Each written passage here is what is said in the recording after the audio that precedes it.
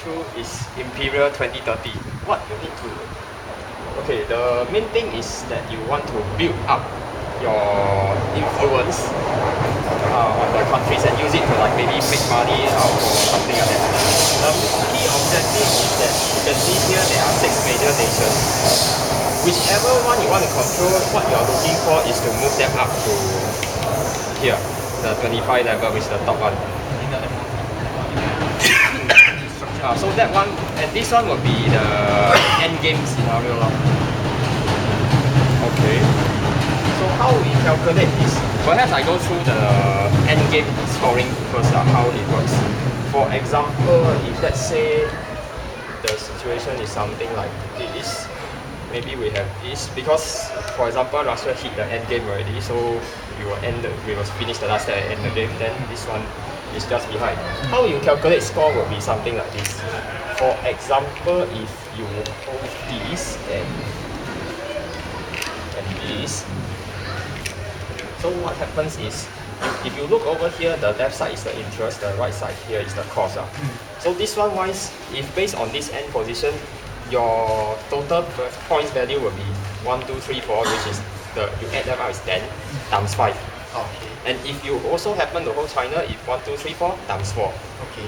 Plus whatever cash you have at hand. Okay. At end game, every 1 million equates to 1 point.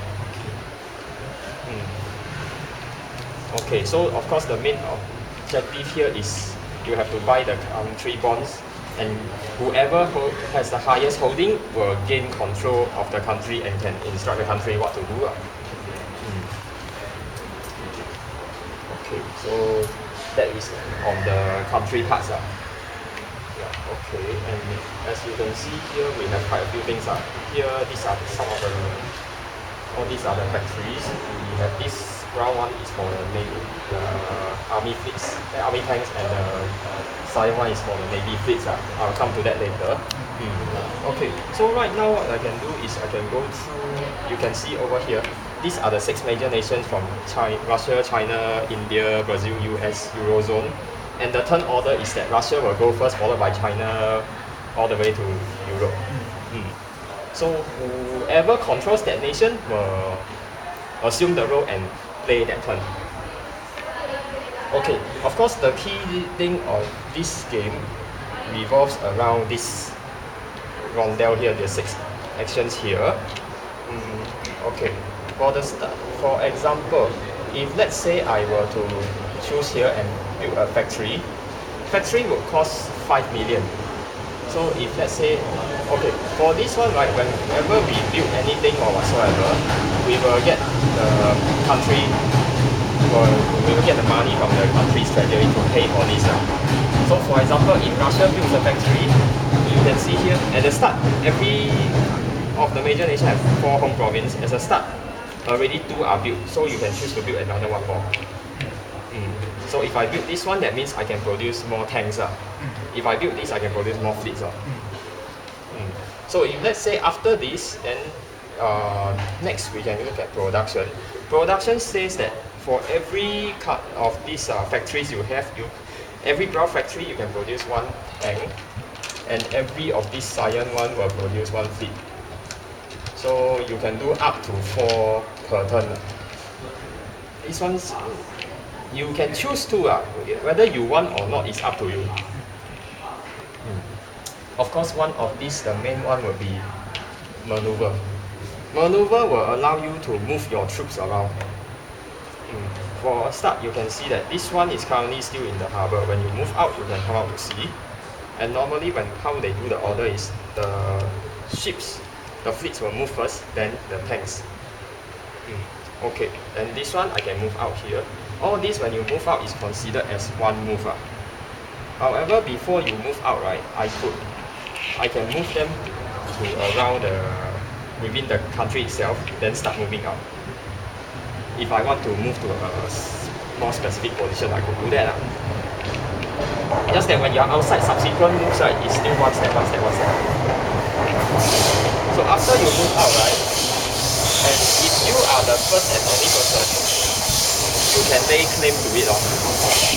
You can lay claim that this few territories are under my tax region. They are controlled by me, assuming I am still the governor of Russia. Okay, and of course you can see here, if you look around all these coastlines, right, you will see some of them have this orange line. This one means you have to cross the sea. It is not, they do not have adjacent land to each other. So for example, in my next turn, if I supposedly already have a tank here, if I want to move to Japan, I can make use of the ship to come here. So if you want to go to all these islands, right, you need to have a ship ready, then you can ferry your tanks over. That is the requirement. Of course, if after that, if I decide to move, this one wise is still under my control. Unless say another unit decides to come here, because there's no more units here. If this one comes here, it gets replaced.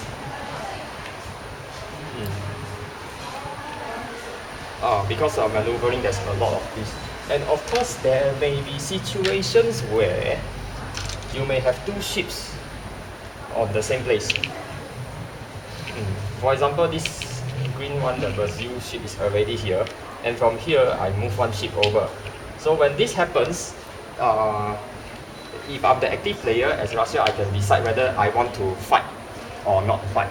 If I choose no, then we will be side by side, nothing happens.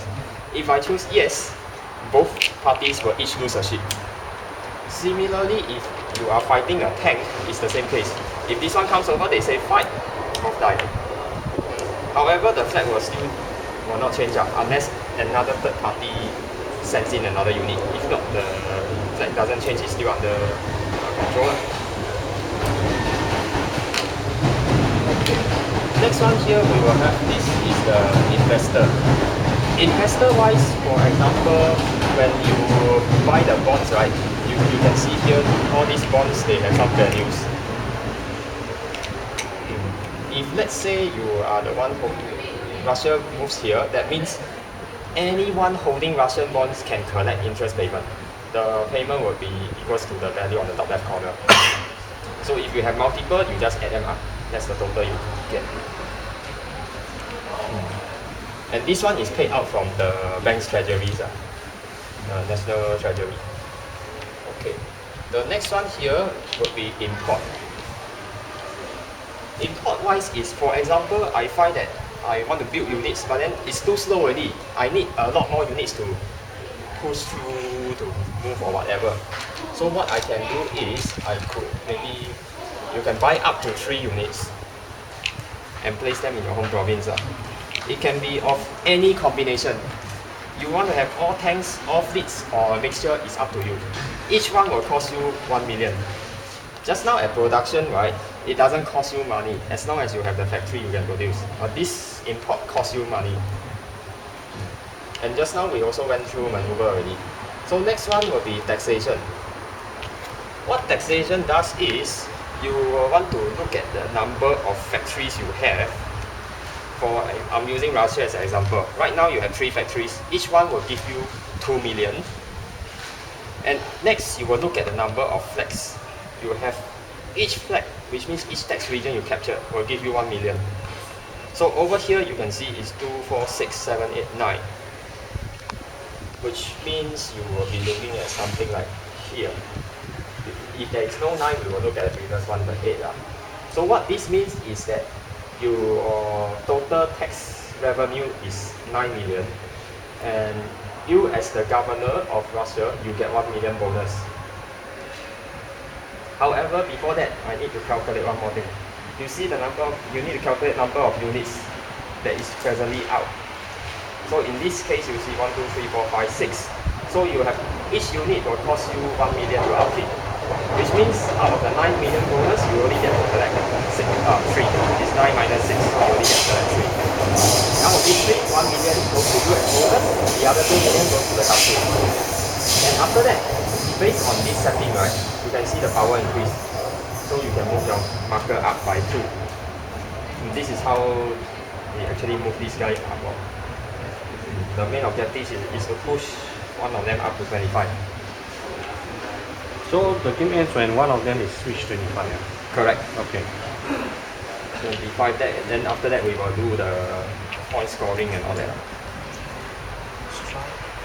Okay, I will have to go through another one more thing. Okay, and also there is a possibility. For example, if let's say this is the situation, for example, you have this amount, which means your bonds are actually 6 million. And for example, if let's say he were to buy something like this because he think he might want to take over Russia, if you look over here, 6 against 6. If you case you are the current governor, you still control because he never overrun you. If anyone wants to overrun you, they have to buy a higher value one. And then the governor control will change.